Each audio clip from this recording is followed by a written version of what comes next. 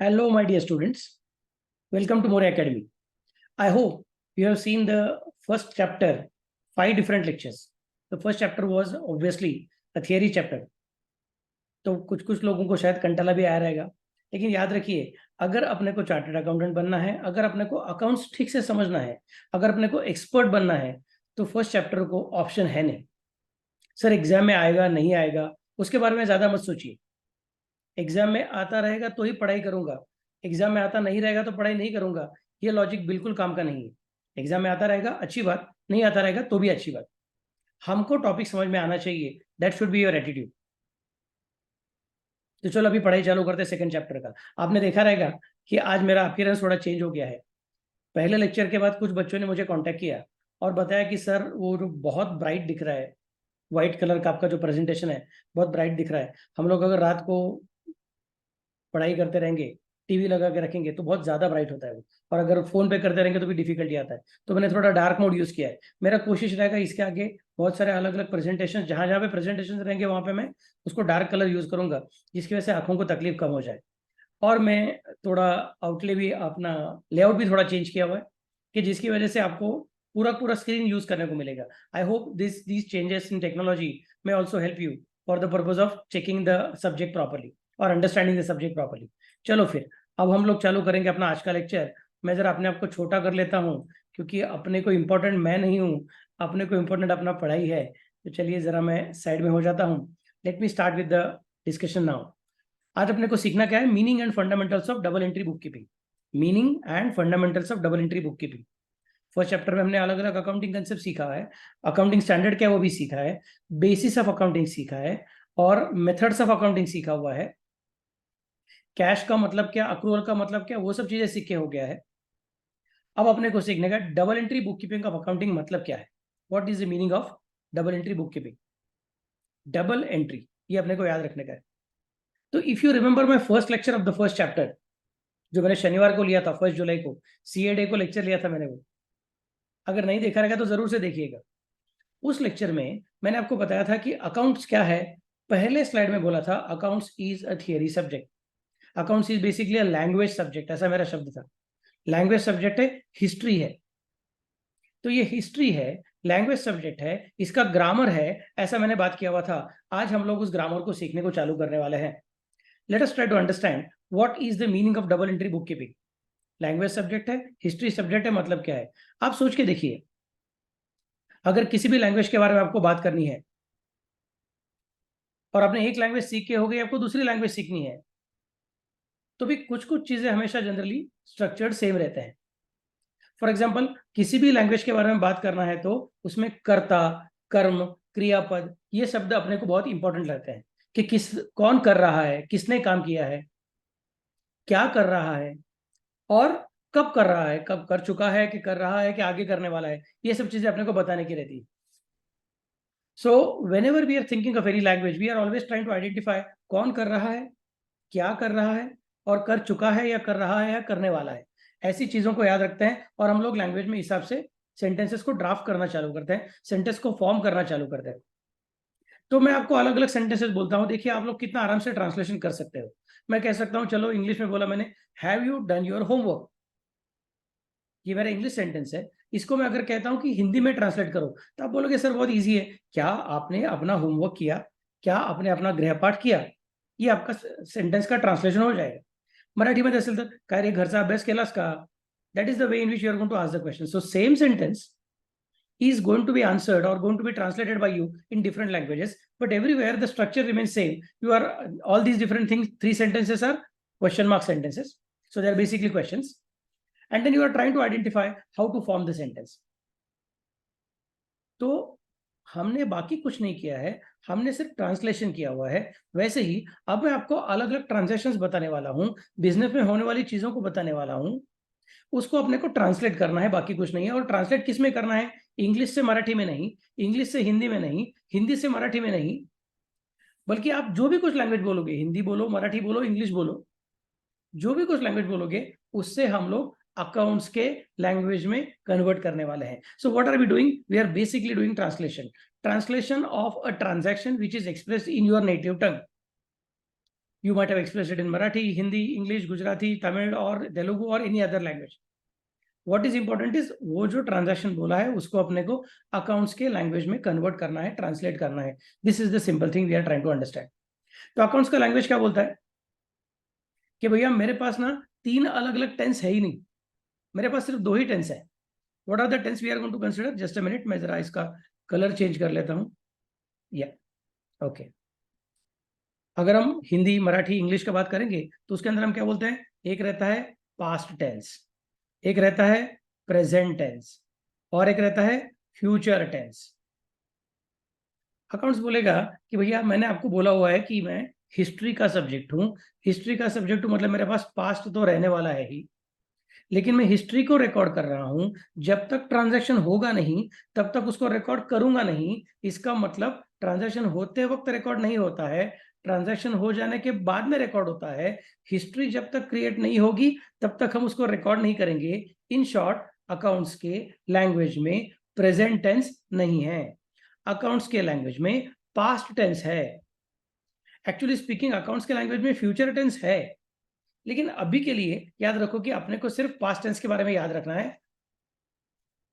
अभी के लिए हम लोग फ्यूचर टेंस के बारे में बात नहीं करेंगे, बाद में बात करूंगा, 11वीं में ही बात करूंगा कि फ्यूचर टेंस अकाउंट्स में कैसे आता है. बट अभी के लिए अपने को इतना याद रखना है कि accounts is a history subject, it's a language subject, it is having its own grammar, and in this grammar there are no 3 different time zones, there are no 3 different tenses, but we are considering only past tense. Future tense आने वाला है लेकिन वो बाद में आएगा. अभी के लिए याद रखना है कि अकाउंट्स में सिर्फ पास्ट टेंस होता है. हो चुका है ऐसे ट्रांजैक्शन को रिकॉर्ड करने का टेक्निक मतलब अकाउंट्स है. तो फर्स्ट लेक्चर में जो सीखा था वो अभी फिर से एक बार अपने को यूज करने को मिला. याद रखिए, पहले 5 लेक्चर आप जितनी बार देखोगे उतना अच्छा है, क्योंकि शायद तभी समझेगा नहीं, लेकिन बार बार सुनते रहोगे तो मन में वो शब्द याद रह जाएंगे. फिर आगे जैसे जैसे मैं अलग अलग कंसेप्ट सिखाते जाऊंगा, अलग अलग पॉइंट सिखाते जाऊंगा, अलग अलग प्रॉब्लम्स करते जाऊंगा, आपको खुद को समझेगा अरे यार ये तो पहले सर ने बोला था, फर्स्ट लेक्चर में था, सेकंड लेक्चर में था, थर्ड लेक्चर में था. तो उसको कंटाला मत कीजिए, जितना अच्छे से समझ जाएंगे उतना आपको आगे का लेक्चर्स बहुत ईजी जाएगा. चलिए फिर से एक बार बोलता हूं मैं, accounts is a history subject, accounts is a language subject. Language कौन सा वाला है? इसमें 3 टेंसेस नहीं है, 3 काल नहीं है, इसमें सिर्फ एक ही काल है. उसका नाम क्या है? भूतकाल, पास्ट टेंस. भविष्य काल भी है लेकिन अभी के लिए याद रखेंगे कि भविष्य काल या फिर फ्यूचर टेंस की बात अभी नहीं करेंगे, बाद में करेंगे. So past tense is the important, most important tense of accountancy. चलिए फिर आगे देखते हैं क्या होता है अकाउंट्स में. फिर तो ये अकाउंट्स का लैंग्वेज रिकॉर्ड करने का अलग अलग सिस्टम है. जिस तरह से मराठी लैंग्वेज अलग, हिंदी लैंग्वेज अलग, इंग्लिश अलग, फ्रेंच अलग, जर्मन अलग, वैसे अकाउंट्स के भी अलग अलग टाइप के लैंग्वेजेस क्रिएट होते जा रहे थे. उसमें पहला था इंडियन सिस्टम और दूसरा था इंग्लिश सिस्टम. इंडियन सिस्टम में क्या था? It was called as Mahajani और Deshinama system. It was called as Mahajani और Deshinama system. Just a second.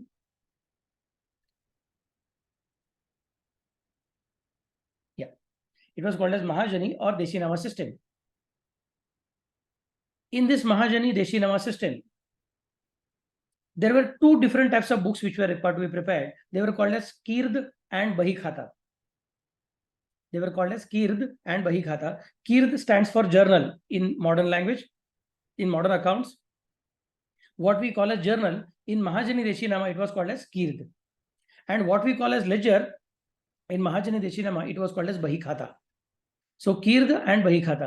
जर तुम्ही मराठी स्टुडंट्स आहात तर तुम्हाला माहिती असेल कदाचित की त्याला कीर्द आणि खतावणी असं म्हणतात. मराठीमध्ये बही खाता म्हणत नाहीत, खतावणी असं म्हणतात. So Kird is the same word, whether it is Hindi और it is Marathi, it is the same word.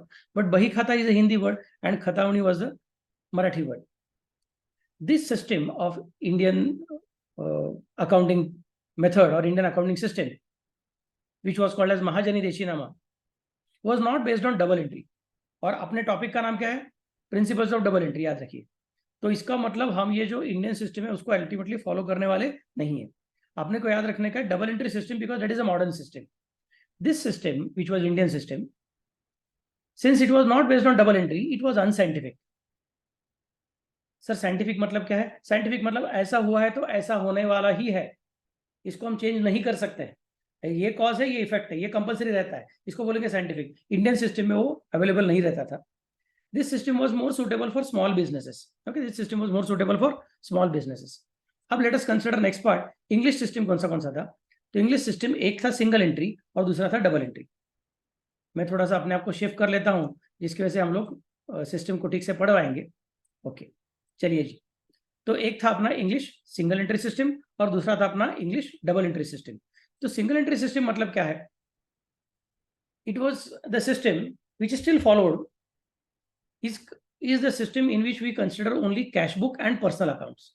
I repeat, English मतलब वो जो मॉडर्न अकाउंटिंग सिस्टम है, जो इटालियन मैथमेटिशियन ने ढूंढ के निकाला था, जिसका नाम था फ्रा लुका पैसियोली, लुका दे बेर्गो पैसियोली, 1494 का वो सिस्टम है। तो वो वाला सिस्टम, जिसको हम अभी इंग्लिश सिस्टम भी बोल सकते हैं, उस सिस्टम में अगर तुम सिंगल एंट्री फॉलो करने का बात करोगे तो हम बोलेंगे सर यहाँ पे only cash book and personal account record किए जाएंगे। But again this is also unscientific method. Luca Pacioli ने इस सिस्टम को इंप्रूव किया था।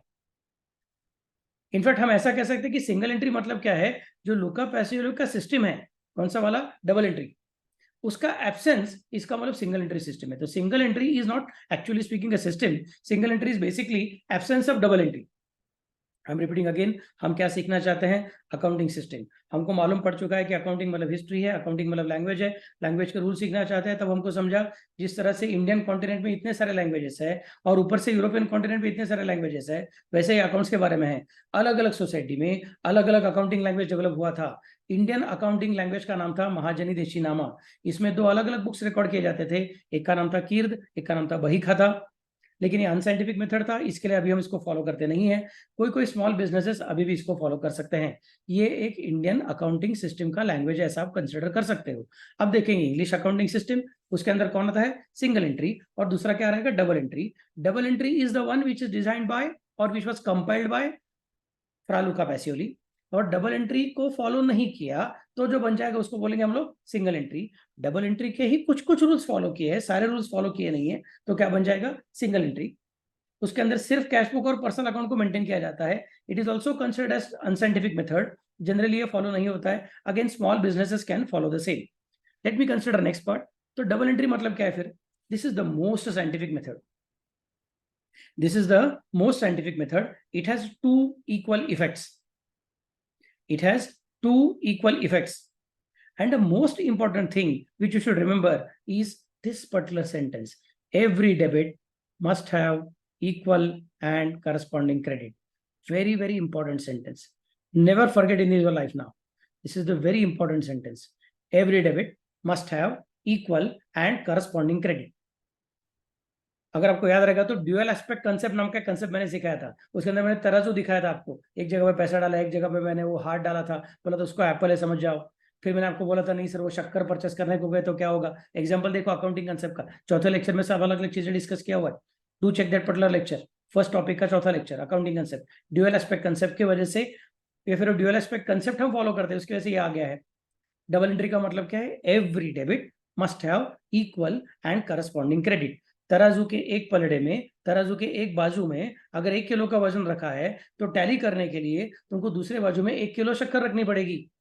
तुम ऐसा नहीं बोल सकते सर 1 किलो का वजन रखा है आधा किलो की शक्कर रखता हूं, that is not possible. Tally करना है। So every debit must have equal equal equal and corresponding credit. तो इधर 1 किलो उधर भी 1 किलो। सर इधर 1 किलो रखता हूं, इधर ही 1 किलो फिर से रखता हूं, मैं बोलूंगा अरे राजा ऐसा क्या करता है। एवरी डेबिट, सर आपने बोला एवरी डेबिट ले लिया, must have equal, sir 1 kilo के ऊपर 1 किलो का शक्कर रख दिया। मैं बोलूंगा लेकिन 1 किलो के ऊपर 1 किलो का शक्कर मत रख। Every debit must have equal and corresponding debit नहीं राजा, every debit must have equal and corresponding credit.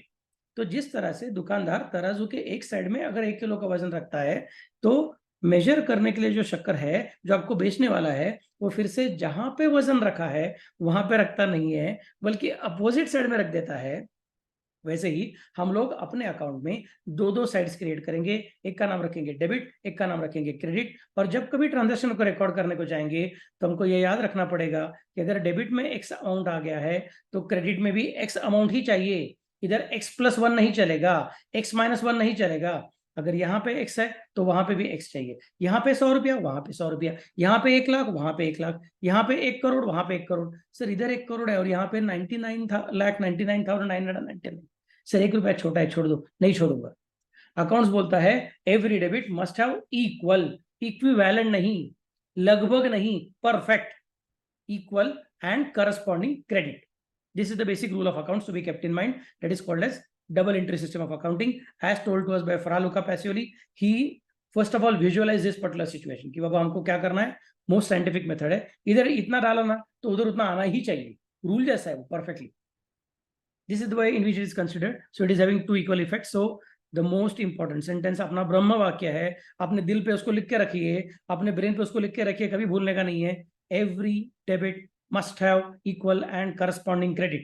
Okay, चलिए फिर आगे देखते हैं फिर अभी अपने को क्या करने का है. इस important elements of double entry book keeping system क्या क्या है वो पहले सीख के रखेंगे. Every debit must have equal and corresponding credit का मतलब क्या है वो अपने को सीखने का भी, उसके आगे कैसे इंप्लीमेंट होगा वो सीखने का है. How to go for that. अच्छा, 1 मिनट याद रखिए, वीडियो को अच्छा लगा रहेगा तो फटाफट से लाइक कीजिए और शेयर भी कीजिए. Okay, late me consider now how the double entry system of book keeping will go ahead. सबसे पहले क्या करना पड़ेगा, याद रखना पड़ेगा कि ड्यूअल इफेक्ट ऑफ ट्रांजैक्शंस, किसी भी ट्रांजैक्शन में दो इफेक्ट तो आने ही है, उसके बिना हम आगे जा ही नहीं सकेंगे. Second one, recording in journal. आपने ट्रांजैक्शन को बताया, हम उस ट्रांजैक्शन को कहां पे रिकॉर्ड करेंगे, हम उस ट्रांजैक्शन को जर्नल में रिकॉर्ड करेंगे. This is my first step, this is my second step, recording in journal. Recording in journal का मतलब क्या होता है, journal is the primary book of entry. यहां पे सबसे पहला एंट्री होगा. डायरेक्टली बैलेंस शीट में नहीं जाऊंगा, directly P and L account, profit and loss account में नहीं जाऊंगा, डायरेक्टली ट्रायल बैलेंस में नहीं जाऊंगा, डायरेक्टली लेजर में नहीं जाऊंगा. सबसे पहले कहां पे जाऊंगा, जर्नल में जाऊंगा. ट्रांजैक्शन को लेके जर्नल के अंदर जाके जर्नल में रिकॉर्डिंग करूंगा. Next point is posting in ledger. So the third step is posting in ledger. पहले हर एक ट्रांजैक्शन के दो इफेक्ट है, उसको विजुअलाइज करो. दूसरा, फिर उनको रिकॉर्ड करने के लिए तैयार हो जाओ. रिकॉर्ड करने के लिए पहला बुक कौन सा पकड़ने का, जर्नल. जर्नल में रिकॉर्ड करके हो गया तो क्या करने का, उसको वहां से पोस्ट करने का. Record is in journal and posting is in ledger. So ledger से चालू करके जर्नल में नहीं आने का, जर्नल से चालू करके लेजर में जाने का. उसके बाद में आता है बैलेंसिंग ऑफ लेजर. लेजर में एंट्री करके हो गया, फिर अपना जो अकाउंटिंग पीरियड खत्म हो गया, उसके बाद में हम लोग क्या करेंगे, लेजर का टोटलिंग करेंगे. टोटलिंग करके उसका बैलेंसिंग करेंगे, क्योंकि लेजर को दो दो साइड्स रहने वाली है, तो एक साइड में इतना, दूसरे साइड में कितना, ऐसा करके हम चेक करेंगे. So that is balancing of ledger. And उसके बाद में क्या आएगा, preparation of trial balance. This is the next step which is going to take place. Preparation of trial balance, and final step is going to be preparation of final accounts. That's what is also called as final accounts, because it is a final step, last step. So steps कैसे देखो, पहला step है dual effect of transaction. Visualize करो मन में, ये मन में होता है कि इस ट्रांजैक्शन कैसे कौन से इफेक्ट आ गए. Second effect, recording in journal. फिर सबसे पहले कौन सा बुक को खोल के देखो, जर्नल को खोल के देखो. उसके अंदर क्या करो, तुम्हारे ट्रांजैक्शन को रिकॉर्ड कर दो. फिर वहां से ट्रांजैक्शन को पोस्ट करो लेजर में. सर समझ में नहीं आ रहा है, रिकॉर्ड कैसे करूं, बताऊंगा भैया, गाई मत करो, आराम से जाएंगे, धीरे धीरे जाएंगे. अपने पास पूरी जिंदगी पड़ी है, और 11वीं में एग्जाम के पहले अपना सिलेबस ऐसा मस्त से पूरा करेंगे कि अपने को 100 में से 100 मार्क आने चाहिए. लेकिन धीरे धीरे, जब डिफिकल्ट कंसेप्ट है तो घाई करने का नहीं है, जब इजी कंसेप्ट है तो ठीक है, आप फटाफट से आगे जा सकोगे, not to problem. Next part, journal में रिकॉर्ड करूंगा, फिर लेजर में पोस्ट करूंगा. जर्नल कैसे दिखता है अभी तक पता नहीं है, टेंशन मत लो. लेजर कैसे दिखता है अभी तक पता नहीं है, टेंशन मत लो. लेकिन याद रखो कि ये अगर ट्रेन छूटेगी तो ट्रेन का शुरुआत का स्टेशन कौन सा है, ड्यूअल इफेक्ट ऑफ ट्रांजैक्शंस. ये किधर याद रखेंगे, ये किधर दिखेंगे अपने को, अपने मन के अंदर. ये किसी बुक में नहीं दिखेंगे, अपने को विजुअलाइज करना पड़ेगा. बाद में हम जाएंगे किधर, बुक के पास. कौन से बुक के पास, जर्नल. बाद में लेजर, बाद में वो लेजर को बैलेंस करेंगे, बाद में ट्रायल बैलेंस, और सबसे लास्ट में आएगा फाइनल अकाउंट्स. तो अपना ट्रेन का लास्ट स्टेशन आ गया है, गंतव्य स्थान आ गया है. Okay, this is how the things will be considered. Let me go ahead now. तो सर इसमें क्या करना पड़ता है, अपने को अकाउंट को याद रखना पड़ता है. देखो भाई, अगर हम स्टोरी बता रहे हैं, हिस्ट्री, हिस्ट्री मतलब क्या, हिज स्टोरी, तो ये स्टोरी है ना. तो स्टोरी में हीरो रहता है, हीरोइन रहती है, हीरो का मामा, चाचा, भाई, बहन, पिताजी, दोस्त, और बहुत सारे एक्स्ट्राज रहते हैं, नेबर्स वगैरह सब लोग रहते हैं. वैसे अगर हम लोग अपने बिजनेस का स्टोरी लिखने को जा रहे हैं, तो बिजनेस के स्टोरी में हीरो का काम कौन करेगा, बिजनेस के स्टोरी में हीरोइन का काम कौन करेगा. तो हीरो का काम, हीरोइन का काम करने के लिए कौन आता है, अकाउंट आता है. वहां पे अलग अलग एक्टर्स है. जब हम पिक्चर की बात करते हैं, जब हम ड्रामा की बात करते हैं, वहां पे एक्टर्स है. फिर वो एक्टर्स कभी एक रोल करेंगे, कभी दूसरे पिक्चर में, दूसरे ड्रामा में दूसरा रोल करेंगे। वैसे यहाँ पे अलग अलग अकाउंट है, अलग अलग अकाउंट है, यहाँ पे एक्टर्स नहीं है। वहां पे हीरो हीरोइन का काम कौन करता है? एक्टर्स करते हैं। यहाँ पे हीरो हीरोइन का काम कौन करता है? अकाउंट करता है। तो जितने अलग अलग टाइप के हीरो हीरोइन एक्स्ट्रा आपको चाहिए रहेंगे, उतने अकाउंट आपको क्रिएट करना अलाउड है, उतने अकाउंट आपको यूज करना अलाउड है। So what is the meaning of account? Account is the way in which we are going to tell the story. Story बताने का तो अपने को क्या बोलना पड़ता है? बहुत साल पहले की बात है, एक गांव में एक होशियार बच्चा रहता था, इधर एक गांव में एक होशियार बच्ची रहती थी। तो अब क्या कर रहे हो? You are starting with the hero of the story. वैसे यहाँ पे अपने को बोलना पड़ेगा account is the starting point. यहाँ पे बच्चे की बात नहीं करनी है अपने को, account is the starting point. तो ये अकाउंट कैसे बनता है? अकाउंट क्या रहता है? Account is the summarised record of transactions affecting one person, one kind of property और वन क्लास ऑफ गेन और लॉस। जिस तरह से फिर हीरो का कैरेक्टर रहता है, हीरो का खुद का कैरेक्टर रहता है, उसके कुछ फीचर्स रहते हैं। कोई कोई हीरो क्या बोला, बहुत गुस्से वाला है, उसका जो कैरेक्टर वो प्ले कर रहा है, रोल प्ले कर रहा है, बहुत गुस्से वाला है, नहीं तो बहुत प्यार करने वाला है, शांत है। वैसे हर एक अकाउंट के अपने अपने अलग अलग बिहेवियर रह सकते हैं। अपने को वही तो सीखना है, क्योंकि अकाउंट्स को यूज करके हम स्टोरी बताएंगे, तो पहले अकाउंट्स का खुद का बिहेवियर अपने को डिफाइन करना पड़ेगा। What is an account? Account is a summarised record of transactions affecting one person, मतलब किसी एक आदमी के किए हुए ट्रांजैक्शंस है, आदमी से रिलेटेड ट्रांजैक्शंस है, उसके बारे में बात करने का है, तो हम अकाउंट को यूज करेंगे, उसका अकाउंट बनेगा। या फिर हमको फर्नीचर की बात करनी है, हमको लैंड की बात करनी है, हमको बिल्डिंग की बात करनी है, तो हम लोग लैंड, बिल्डिंग, फर्नीचर, व्हीकल्स, इनके भी अकाउंट बनाएंगे। जिस चीज के बारे में बात करनी है, जिस चीज के बारे में बात करके अपने बिजनेस की स्टोरी आगे जाएगी, आगे जाएगी, कौन से ट्रांजेक्शन हुए हम लिख सकेंगे, उन सभी चीजों के लिए हम क्या बनाएंगे? एक एक अकाउंट बनाएंगे। तो मैं प्रिंटिंग एसेसरी का अकाउंट बनाऊंगा, मैं टी एंड ब्रेकफास्ट का अकाउंट बनाऊंगा, मैं रेंट का अकाउंट बनाऊंगा, मैं इलेक्ट्रिसिटी चार्जेस का अकाउंट बनाऊंगा, मैं लैंड एंड बिल्डिंग का अकाउंट बनाऊंगा, क्योंकि मुझे बोलना है मेरे बिजनेस से लैंड एंड बिल्डिंग परचेस किया, मेरे बिजनेस से इलेक्ट्रिसिटी चार्जेस पे किए, मेरे बिजनेस ने रेंट पे किया। तो ये स्टोरी है, मेरे बिजनेस ने क्या किया। तो रेंट पे किया मतलब रेंट का अकाउंट बन गया, प्रिंटिंग एसेसरी के लिए पेमेंट किया तो प्रिंटिंग एसेसरी का अकाउंट बन गया, टी एंड ब्रेकफास्ट के लिए पेमेंट किया तो टी एंड ब्रेकफास्ट का अकाउंट बन गया। जो चीजों के लिए आपने पेमेंट किया है उनका अकाउंट बनते जाएगा। So account is a summarised record of transactions affecting either one person और one kind of a property और वन क्लास ऑफ गेन और loss. This again, this definition was given by G.R. Bartley Boy. I hope you remember this name. It was used by us in the definition of accounts also. Next, cart ने दिया हुआ definition है, an account is a ledger record in a summarized form of all the transactions that have taken place within a particular person, with a particular person or thing specified. Cart का definition अभी इतना ज्यादा सोचोगे नहीं तो भी चलेगा। Butterly boy जी का डेफिनेशन याद रखिए, अपने लिए काफी है। सर एग्जाम में डेफिनेशन पूछेंगे क्या? नहीं पूछेंगे। तो सर क्यों सिखा रहे हो? भैया पता तो रहना चाहिए हम क्या करने वाले हैं। अगर मैंने आपको बोल दिया ये लो गाड़ी आपको चलाने का आता है, ले लो गाड़ी और चलाओ, तो शायद आप गाड़ी चला भी लोगे लेकिन इसको बंद कैसे करना है, डिफिकल्टीज आएगा तो उसको हैंडल कैसे करना है, ये नहीं समझ में आएगा। इसके लिए हम लोग क्या बोलते हैं, गाड़ी चलाने का तो क्या चाहिए, तुम्हारे पास लाइसेंस रहना चाहिए, और लाइसेंस चाहिए मतलब क्या चाहिए, तुमको ट्रेनिंग मिलना चाहिए। वैसे भैया ये ट्रेनिंग है, अगर इसको बिना सीखे हुए तुम आगे जाओगे तो शायद तुमको बहुत सारे मार्क्स मिल भी जाएंगे और 11वीं 12वीं क्लियर होकर आगे भी चले जाओगे। लेकिन आगे चल के जब कुछ डिफिकल्ट सिचुएशन आएगा, उसको रिकॉर्ड कैसे करने का, तो रट्टा मारा हुआ रहेगा तो पीछे रह जाएगा। तो हमको याद क्या रखना है, अकाउंट मतलब क्या है? अकाउंट मतलब स्टोरी के पात्र है, स्टोरी के किरदार है। स्टोरी किसकी? बिजनेस की।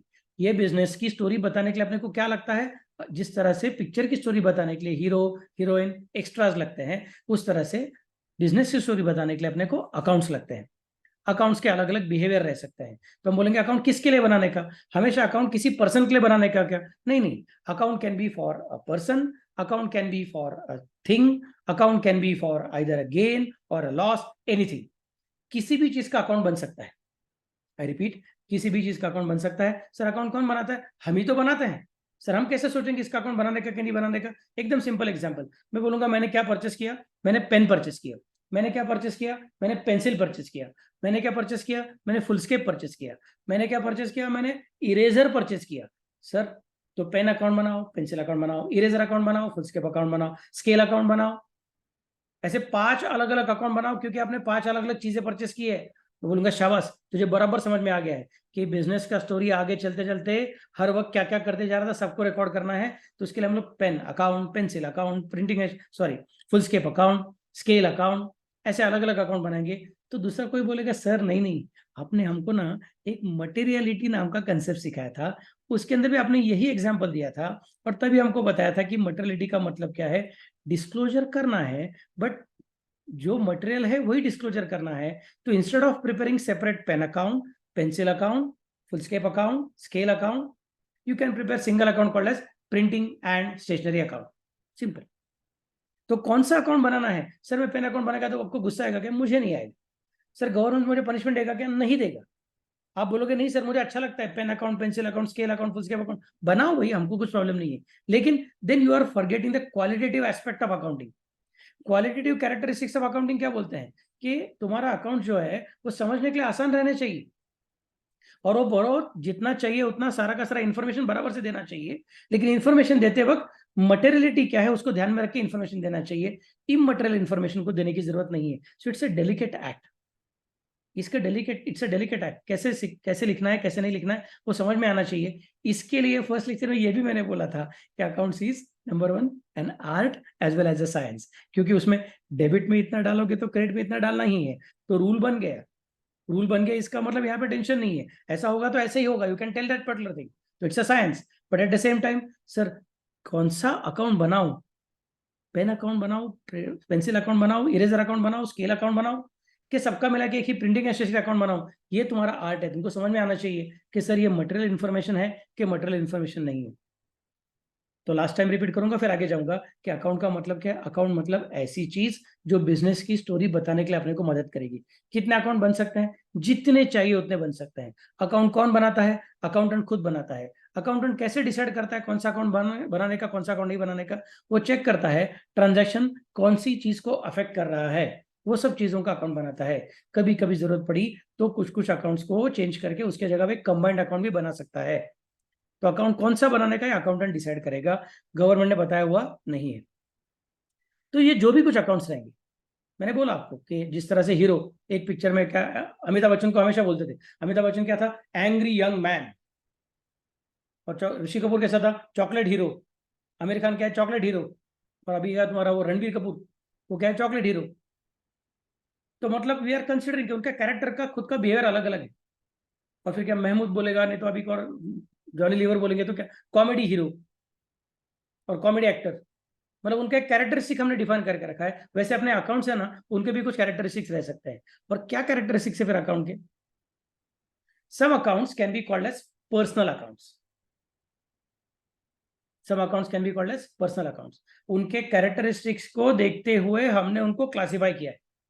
Some accounts can be called as personal accounts, some are called as real accounts and some are called as nominal accounts. अभी कोई कोई बच्चे कंफ्यूज होते हैं, सर वो बीच वाले अकाउंट है ना उसका नाम रियल अकाउंट है, मतलब साइड के दोनों जो है ना उनका नाम अनरियल अकाउंट रहेगा। ऐसा दिमाग चलाने का नहीं। पहला कौन? पर्सनल, वो भी रियल अकाउंट ही है, बट वो रियल अकाउंट का जो डेफिनेशन है उसके हिसाब से नहीं। आप इंग्लिश में जो बोलते हो रियल अनरियल, उसके हिसाब से देखेगा तो तीनों रियल है, बट अकाउंट्स के हिसाब से रियल का मतलब थोड़ा सा अलग है, वो अलग से बताता हूँ। The most important thing which you should keep in mind कि सर ये रियल है और दो अनरियल है, ऐसा कुछ भी नहीं है। ये पर्सनल है, ये रियल है और ये नॉमिनल है। तीन अलग अलग टाइप के अकाउंट बन सकते हैं। अकाउंट्स के कैरेक्टरिस्टिक्स के हिसाब से हम बोलेंगे एक एंग्री यंग मैन है, एक चॉकलेट हीरो है, एक कॉमेडी हीरो है। वैसे हम बोलेंगे कि भाई ये पर्सनल अकाउंट है, ये रियल अकाउंट है या नॉमिनल अकाउंट है। सर मुझे कैसे समझेगा कि कौन सा अकाउंट पर्सनल अकाउंट है, कौन सा अकाउंट रियल अकाउंट है, कि कौन सा अकाउंट नॉमिनल अकाउंट है? जब पिक्चर सामने आता है तो हमको कैसे समझेगा कि आज इस पिक्चर में अमिताभ बच्चन ने कॉमेडी हीरो का बात करने वाला है कि Amitabh Bachchan angry young man है? हम बोलेंगे रुको रुको, घाई मत करो, पहले समझो तो कि अकाउंट आपके सामने आएगा तो आपको पता रहना चाहिए अकाउंट रहेगा तो क्या रहेगा। एक तो पर्सनल अकाउंट रहेगा, नहीं तो रियल अकाउंट रहेगा, नहीं तो नॉमिनल अकाउंट रहेगा। इसके अलावा और कुछ नहीं रह सकता है। कोई भी अकाउंट पर्सनल, नहीं तो रियल, नहीं तो नॉमिनल, इसके आगे जा ही नहीं सकता है। अकाउंट के मैक्सिमम कितने क्लासिफिकेशन होंगे? 3। क्योंकि अकाउंट्स के जितने अलग अलग टाइप के बिहेवियर है, सभी बिहेवियर को हमने कंसिडर किया, तो भी हमको समझ में आता है कि ultimately all behaviour can be classified in these 3 different categories. First category कौन सा? पर्सनल। दूसरा कौन सा? रियल। तीसरा कौन सा? नॉमिनल। तो पर्सनल का जो कैटेगरी है उसके अंदर और भी कुछ चीजें आती है। एक को बोलते हैं हम लोग नेचुरल पर्सनल अकाउंट, एक को बोलते हैं हम लोग नेचुरल पर्सनल अकाउंट, दूसरे को बोलते हैं आर्टिफिशियल पर्सनल अकाउंट, और तीसरे को बोलते हैं representative personal account.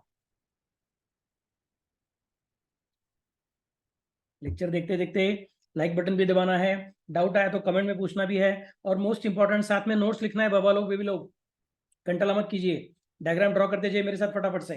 So classification of accounts, we are classifying the accounts based on their characteristic, based on their behaviour.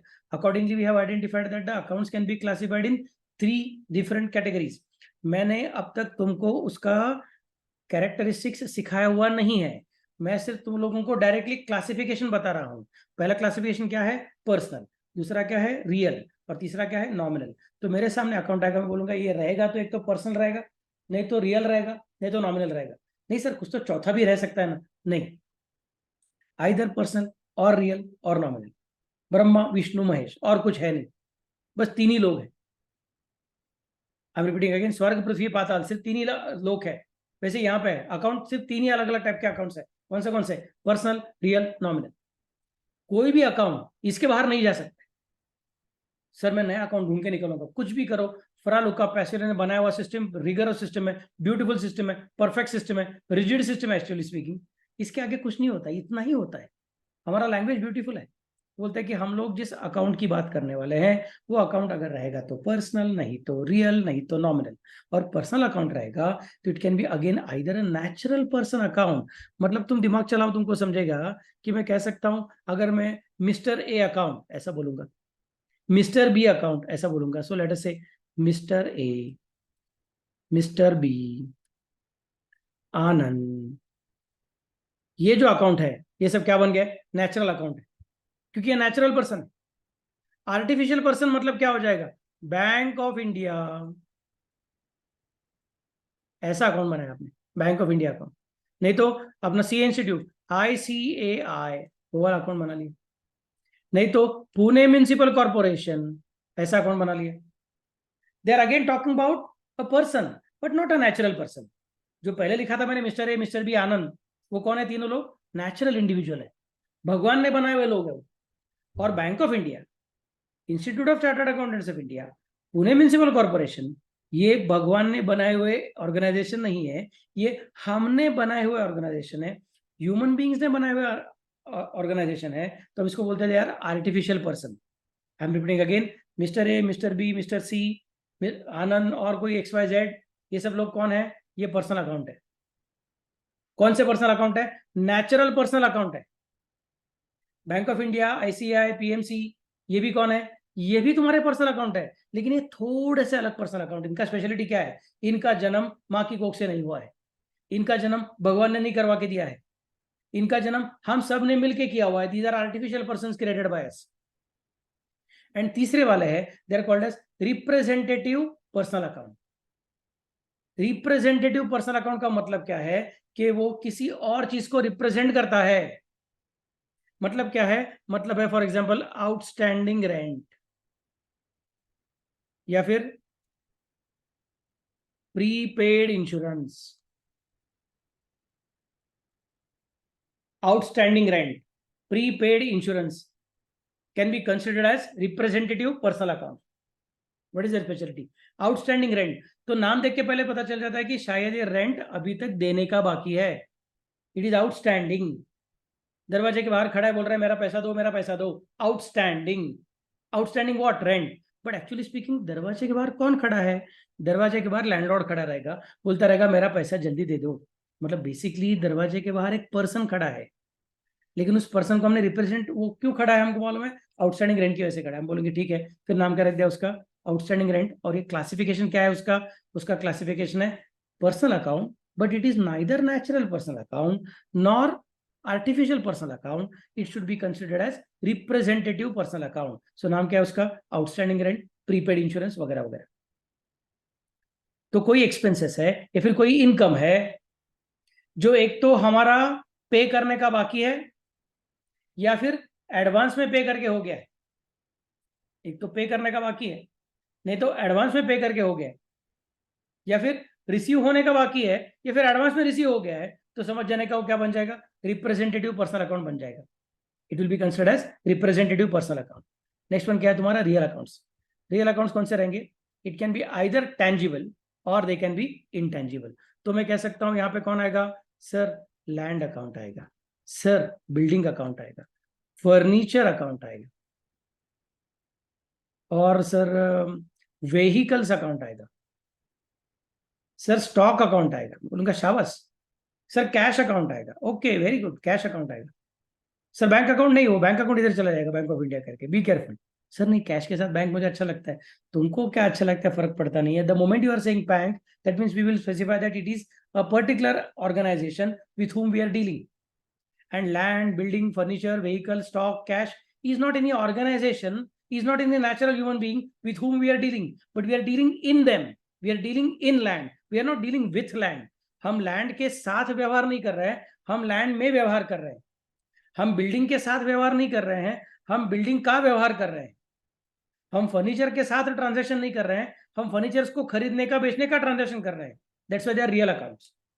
Personal account मतलब जिसके साथ हम ट्रांजैक्शन करते हैं, रियल अकाउंट मतलब जिसमें हम ट्रांजैक्शन करते हैं। फर्नीचर में हमारा दुकान, मतलब हमारा दुकान कौन सा है, फर्नीचर में डील करने का दुकान, गाड़ियों में डील करने का दुकान है, तो गाड़ियां स्टॉक बन गया आपका, फर्नीचर स्टॉक बन गया आपका। या फिर सर मैंने लैंड परचेस करके रखा है, बिजनेस के लिए यूज करूंगा, मैं बोलूंगा शाबाश, तो लैंड अकाउंट है।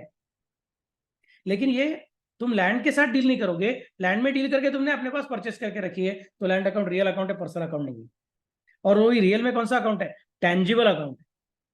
रियल में भी वो टेंजिबल अकाउंट है। नेक्स्ट इंटेंजिबल मतलब क्या है, अगर याद रहेगा तो मैंने फर्स्ट लेक्चर में, सेकंड लेक्चर में बोला था, ये गुडविल, डिफरेंट टर्म्स जो सिखाए थे उसके अंदर आता गुडविल। फिर क्या रहेगा तुम्हारा, trademark, copyright, know how, these are all the examples of intangible accounts. So they are real accounts. उसका अपने को कुछ ना कुछ तो फायदा होता है, उसका अपने को कुछ ना कुछ तो फायदा होता है। लेकिन ये जो फायदा है, जैसे हमने लैंड को पकड़ के दिखा सकते, ये देखो मेरा लैंड है, ये देखो मेरा बिल्डिंग है, ये देखो मेरा व्हीकल्स, वैसा तुम लोग गुडविल को दिखा नहीं सकते। मेरा रेपुटेशन है, किधर है दिखाओ, नहीं सर वो रेपुटेशन मेरे कस्टमर के मन में है, जिसकी वजह से कस्टमर मेरे पास खींचे चले आते हैं। मैंने एग्जांपल देता हूँ मिठाई वाले का, कि आपका अच्छा रिजल्ट लग गया 10वीं का, तो आप लोग मिठाई परचेस करने को जाने वाले हो। तो दो दुकान थे, एक पुराना दुकान बहुत अच्छा रेपुटेशन रहा, और एक नया दुकान, दोनों में मावा सेम, शक्कर सेम, और वो खानसामे का या फिर बनाने वाले आचार्य का एक्सपीरियंस भी सेम। फिर भी आप रेप्यूटेड दुकान के पास से ज्यादा परचेस करने को जाओगे एज कम्पेयर टू नया दुकान। मतलब रेप्यूटेड दुकान का रेप्यूटेशन उसके लिए काम कर रहा है, जैसा उसका लैंड, बिल्डिंग, फर्नीचर उसके लिए काम कर रहा था, वैसा उसका गुडविल भी काम कर रहा है। बट गुडविल दिखा नहीं सकते हैं, that's why it will be called as intangible asset. फिर कौन आ गया, नॉमिनल अकाउंट। नॉमिनल अकाउंट मतलब क्या रह सकते हैं, either they can be incomes और गेन्स, और दे कैन बी एक्सपेंसेस और लॉसेस। मतलब सर अगर मैं कंसिडर करता हूं, मेरा इंटरेस्ट अकाउंट है, मेरा डिविडेंड अकाउंट है, तो ये क्या हो गया, मेरा इनकम है, मेरा गेन्स है। या फिर मेरा profit on sale of land account है, तो बोलूंगा तुम्हारा गेन है, जिसको क्या कंसिडर करना पड़ेगा, नॉमिनल अकाउंट कंसिडर करना पड़ेगा। एंड एक्सपेंसेस एंड लॉसेस मतलब क्या है, वही अपना एग्जांपल लेते चलो, प्रिंटिंग एंड स्टेशनरी, और क्या रहेगा तुम्हारा, टी एंड ब्रेकफास्ट, और क्या रहेगा रे, rent, electricity, they are all the examples of your expenses and losses. Or maybe loss on sale of asset,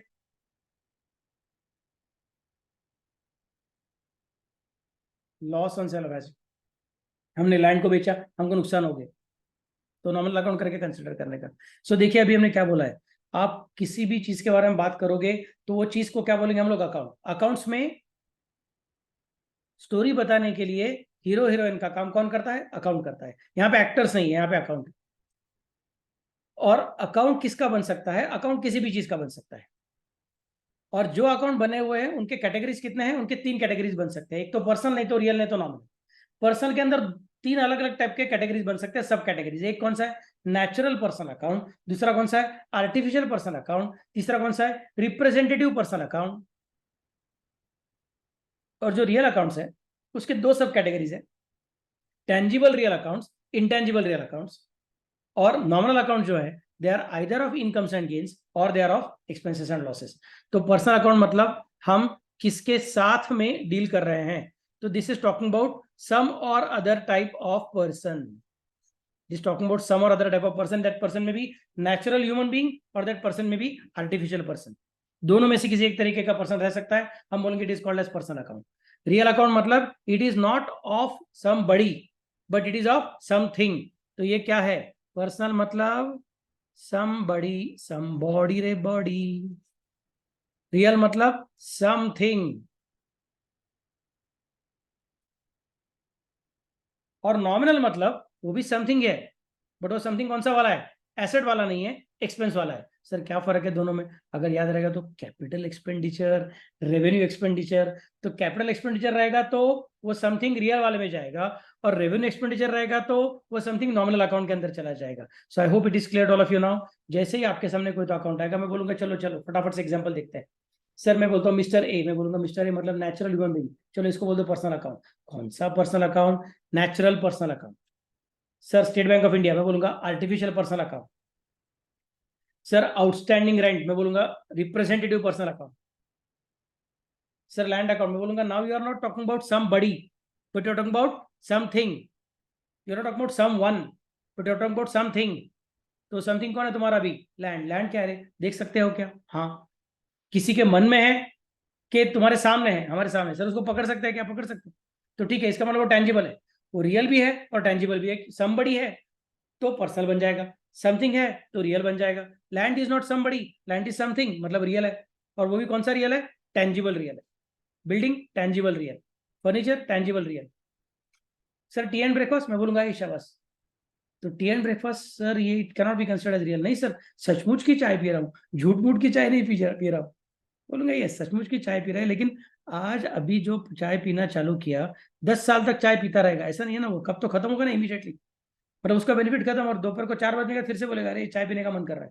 सुबह एक बार चाय पिया था, अभी अगले 10 साल तक यूज करने का जरूरत नहीं चाय, ऐसा नहीं है, बार बार लगेगा। मैं बोलूंगा इसका मतलब क्या है, वो खर्चा है, तो it will be considered nominal account. और नॉमिनल के अंदर भी कौन सा, एक्सपेंसेस वाला नॉमिनल अकाउंट। सर मुझे सेल्स का इनकम मिल गया, बोलूंगा शाबाश, it will be considered as nominal account. Sir मुझे इंटरेस्ट मिला है बैंक एफडी के ऊपर का, सर मुझे डिविडेंड मिला है शेयर्स के ऊपर का, तो उनका शाबाश इनकम है, इनकम मतलब इट इज नॉमिनल अकाउंट। सो जैसे ही तुम्हारे सामने अकाउंट आएगा मन में पूछने का कि ये कौन सा टाइप का अकाउंट है। In fact if you remember that arrow mark, first step क्या है तुम्हारा, फर्स्ट स्टेप है तुम्हारा ड्यूअल एस्पेक्ट। ड्यूअल एस्पेक्ट को अंडरलाइन करो, क्या क्या है मनी मन में विजुअलाइज करो। तो मन में विजुअलाइज करने के लिए अपने को क्या लगेगा, पहले सर ये अकाउंट कौन सा टाइप का अकाउंट है वो ढूंढना पड़ेगा। कौन सा टाइप का अकाउंट रह सकता है, रहेगा तो एक तो पर्सनल, नहीं तो रियल, नहीं तो नॉमिनल। अगर वो सम बड़ी के बारे में है, अगर वो सम वन के बारे में है तो पर्सनल अकाउंट है, अगर वो समथिंग के बारे में है तो वो रियल नहीं तो नॉमिनल बन सकते हैं, और उसमें से लॉन्ग टर्म रहेगा तो रियल और शॉर्ट टर्म रहेगा तो नॉमिनल। ये बेसिक लॉजिक है। अभी थोड़ा थोड़ा समझ में आया रहेगा, अगर फिर भी नहीं समझ में आया रहेगा तो चलो हम लोग क्या करेंगे, उसके प्रॉब्लम करके देखेंगे। स्टेशनरी अकाउंट सोच के देखिए, स्टेशनरी मतलब सम वन के समथिंग, इट इज समथिंग, मतलब ये पर्सनल तो है ही नहीं 100%, इट कैनॉट बी पर्सनल। एक मिनट जरा रुकिए, मैं अपने आप को जरा यहाँ से शिफ्ट कर लेता हूँ। या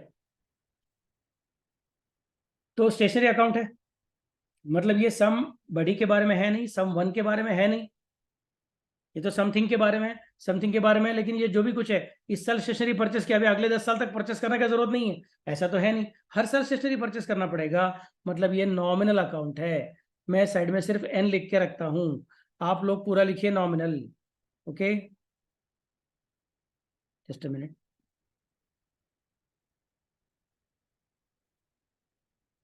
यप, ये कौन सा अकाउंट है तुम्हारा, नॉमिनल अकाउंट है। ओके महेश अकाउंट, महेश क्या रे, इज इट समथिंग और is it someone, it is someone, मतलब ये पर्सनल अकाउंट है। और ये भी कौन सा पर्सनल अकाउंट है, कोई सोच सकता है क्या, 3 पर्सनल अकाउंट है ना, ये कौन सा था, नेचुरल, दूसरा कौन सा था, आर्टिफिशियल, तीसरा कौन सा था, रिप्रेजेंटेटिव। तो ये मेरे ख्याल से बन जाएगा आपका नेचुरल पर्सनल अकाउंट। नेक्स्ट है मशीनरी, समवन के समथिंग, समथिंग, और मशीनरी कैसा है, हर साल परचेस करना पड़ेगा क्या, नहीं, एक बार परचेस किया तो भी चल जाएगा, इसका मतलब मुझे क्या करना पड़ेगा, it will be called as real account. Capital account, capital किसका है, बिजनेस के ओनर का है। बिजनेस ने ओनर ने लाया हुआ पैसे को क्या बोलते हैं? कैपिटल। बिजनेस का ओनर मतलब कौन बन गया? नेचुरल ह्यूमन बीइंग, मतलब ये क्या बन गया? Natural personal. Loss by fire account, दुकान में आग लगी, दुकान में आग लगी और तब स्टॉक जल के खाक हो गया, अपना नुकसान हो गया। नुकसान हो गया तो क्या बोलना पड़ेगा? नुकसान मतलब लॉस, लॉस मतलब nominal account, so it will be nominal, और वो भी कौन सा? लॉस वाला nominal. Okay, next one, Pune municipal corporation, is it somebody और it is something? It is somebody. लेकिन ये जो समबडी है वो कौन सा वाला है? ये नेचुरल है कि आर्टिफिशियल है? तो ये आर्टिफिशियल है, इसका मतलब मुझे बोलना पड़ेगा ये पर्सनल है बट नेचुरल नहीं रहेगा, इसको बोलूंगा artificial personal. Next, building. Building मतलब क्या है? बिल्डिंग मतलब समवन, समबडी के समथिंग, इट इज समथिंग। और एक बार परचेस किया तो बहुत सारा टाइम चलेगा, कैपिटल एक्सपेंडिचर, मतलब ये क्या बन गया? रियल। और वो भी कौन सा रियल? टेंजिबल वाला रियल। अच्छा, ये मशीनरी भी टेंजिबल वाला था, मैं बोलने को भूल गया। Okay, next, bank of Maharashtra. Bank of Maharashtra मतलब क्या है? अगेन समबडी और something, it is somebody. Good. Somebody है तो फिर क्या सोचना पड़ेगा? नेचुरल है कि आर्टिफिशियल है कि रिप्रेजेंटेटिव है? ये आर्टिफिशियल है, मतलब मुझे बोलना पड़ेगा ये कौन है? Artificial person. कॉपीराइट। कॉपीराइट क्या है? अपना हक है, अपना फायदा है, अपना एसेट है, सॉरी फायदा नहीं, अपना एसेट है, अपने किसको यूज करने को मिलेगा। हमने कोई गाना रिकॉर्ड करके रखा है और उस गाने का कॉपीराइट अपने पास है, तो मुझे क्या बोलना पड़ेगा? गाना रिकॉर्ड किया है, गाने का कॉपीराइट अपने पास है, अभी जो लोग इस गाने का कॉपीज बनाएगा उसको अपने को पैसा देना पड़ेगा। बोलूंगा ये अपने लिए एसेट है, बट ये सामने दिखता नहीं है, मतलब ये रियल तो है लेकिन इनटैंजिबल है। ओके, रियल तो है लेकिन इनटैंजिबल है। Next, repairs. रिपेयर्स क्या है? खर्चा है, बार बार करने पड़ते हैं, खर्चा है। समवन नहीं है, ये समथिंग है, बट जो समथिंग है वो बार बार करना पड़ता है, इसका मतलब मुझे बोलना पड़ेगा ये नॉमिनल है। और नॉमिनल भी कौन सा वाला? नॉमिनल एक्सपेंस वाला। Okay, next part, laptop account. Someone के समथिंग, समबड़ी के something, it is obviously something. और एक बार परचेस किया तो 3-4 साल तो आराम से चल जाएगा, तो ये क्या बन गया? रियल। और लैपटॉप को आप हाथ लगा सकते हो क्या? यस। टच कर सकते हो क्या? यस। मतलब ये क्या बन गया? रियल भी है और टेंजिबल भी है। ओके, नेक्स्ट वन कौन है तुम्हारा? वेजेस। वेजेस मतलब क्या है? खर्चा है, खर्चा है, इसका मतलब मुझे बोलना पड़ेगा नॉमिनल। और नॉमिनल भी कैसा? एक्सपेंस वाला। ओके, सो 12 अलग अलग अकाउंट। देखो अभी अपने को धीरे धीरे शायद जैसे अकाउंट सामने आएगा, मैं नाम बोलूंगा आपको विजुअलाइज करने को हो जाएगा कि ये कौन सा टाइप का अकाउंट है। चलो और एक बार देखते हैं दूसरा क्वेश्चन, इसमें चेक करेंगे अपने को आता है कि नहीं आता है। Cash account. कैश क्या है अपना? कैश अपने लिए एसेट है, समथिंग है, तो बोलूंगा सर कैश अकाउंट समथिंग है और इसको हम लोग पकड़ सकते हैं, मतलब ये रियल भी है और टेंजिबल भी है। Outstanding salary account. सर बहुत कंफ्यूज हो गया मैं, सैलरी क्योंकि खर्चा है ना सर, सैलरी खर्चा है मतलब नॉमिनल अकाउंट है, तो हो गया ना नॉमिनल सर। मैं बोलूंगा लेकिन अभी बहुत इंपॉर्टेंट रूल बोल रहा हूं, I want 100% attention, please remember this rule properly. Any nominal account,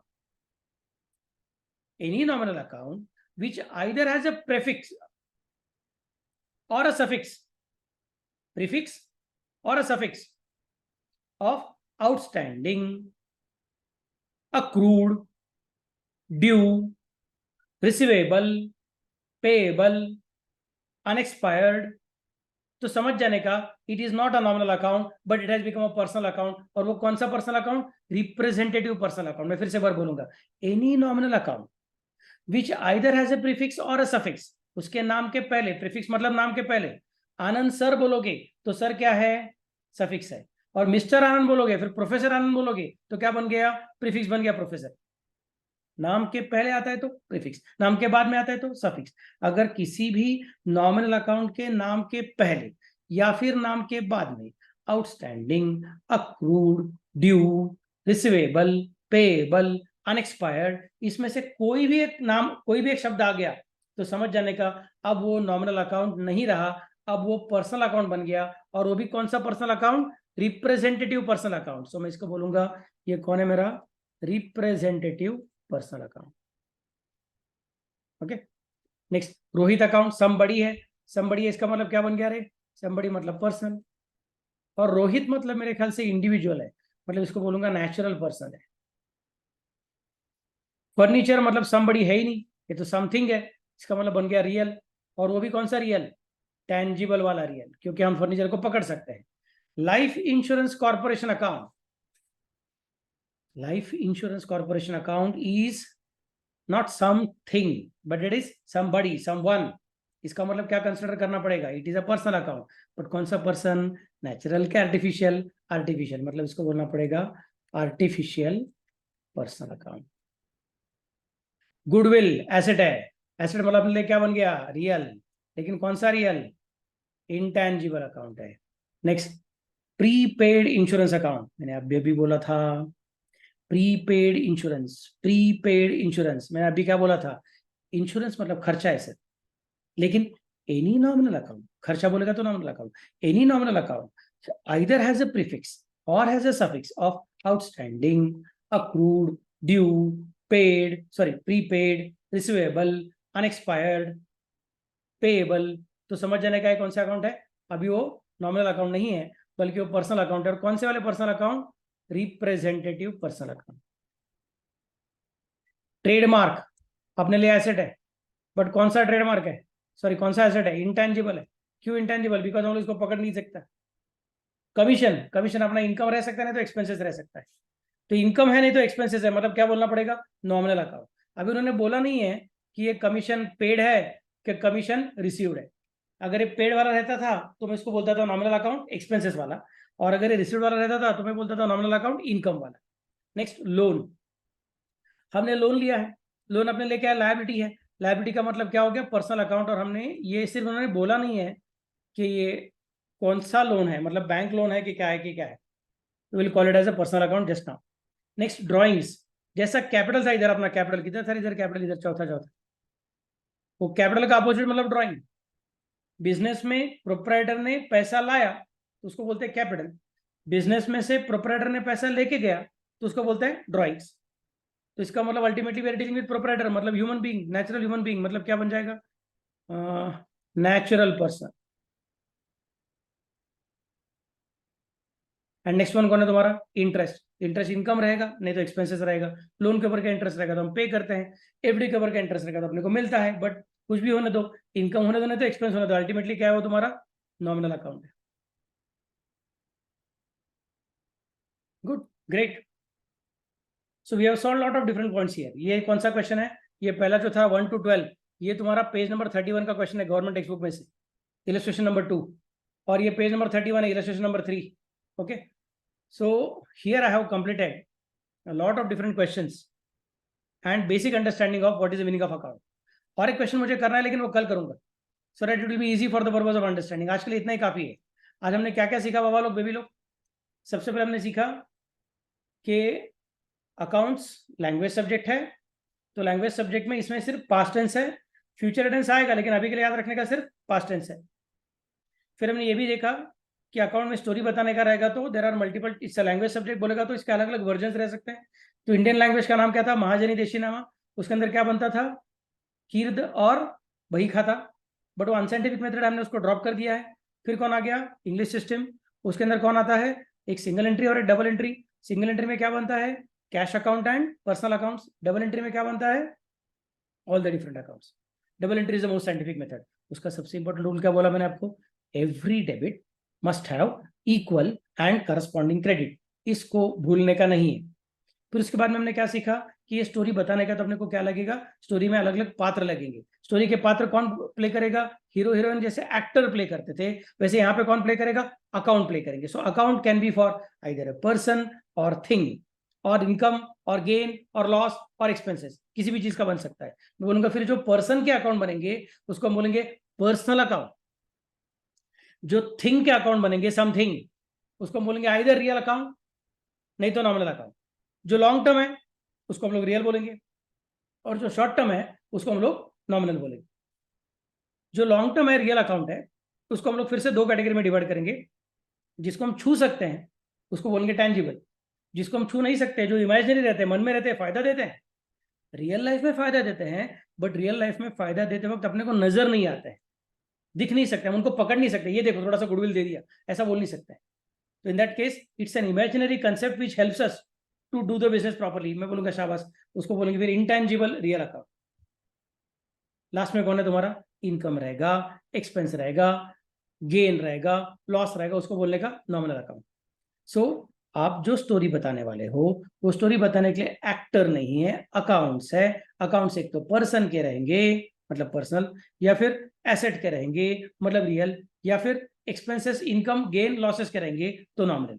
ये बेसिक चीज हमने देखा है और उसके हिसाब से मैंने 2 प्रॉब्लम अभी सॉल्व किया है। नेक्स्ट लेक्चर में इसका और एक प्रॉब्लम करूंगा, फिर मॉडर्न टेक्निक भी सिखाऊंगा, and then will go for actually considering the entries. So अभी धीरे धीरे अपना प्रैक्टिकल पार्ट बढ़ना चालू हो गया है। I hope you are writing all this thing in your notebook properly along with me. Don't forget to like the video, don't forget to comment if you like it, don't forget to share it with your friends, and see you tomorrow. अब हम कब मिलेंगे? कल मंगलवार को मिलेंगे, और तब मैं फिर से एक बार इसका एक थोड़ा रिवीजन करवा के लूंगा।